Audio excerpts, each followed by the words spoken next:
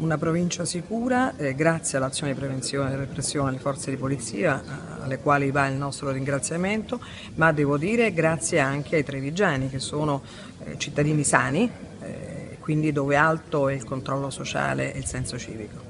I reati predatori sono quelli che più toccano la gente. Si parla di furti in calo, però la sensazione è che non accada questo. Credete ci siano meno denunce? Ne parlavamo poco fa in conferenza stampa e ripetevamo quello che poi insomma, è un dato oggettivo sul quale ci si è appuntati ormai da tempo. Il calo delle denunce è uno dei temi su cui ci si interroga su scala nazionale. Ciò significa che in realtà il calo delle denunce, se ci fosse qui, sarebbe proporzionalmente uguale che in altri territori.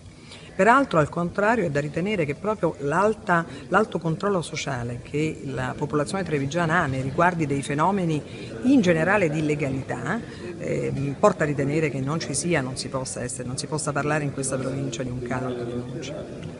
L'unica voce forse in aumento è quella delle denunce per usura, un fenomeno che vi preoccupa. Un dato importante su cui la Prefettura sta portando l'attenzione, sì, è l'unico dato francamente che deve far riflettere.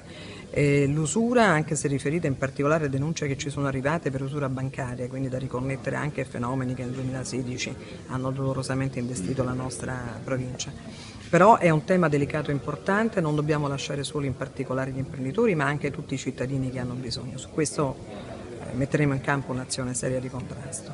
Ecco, per il 2017 su cosa punta il sistema della sicurezza trevigiana?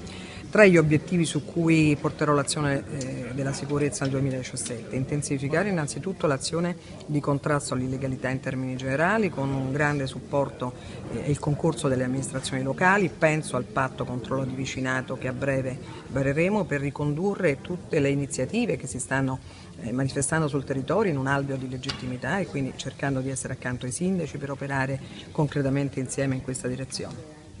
2. L'azione forte nei riguardi di quelle che sono le misure antiterrorismo che devono essere visibili e invisibili per garantire insomma, anche in questo territorio il massimo della sicurezza possibile.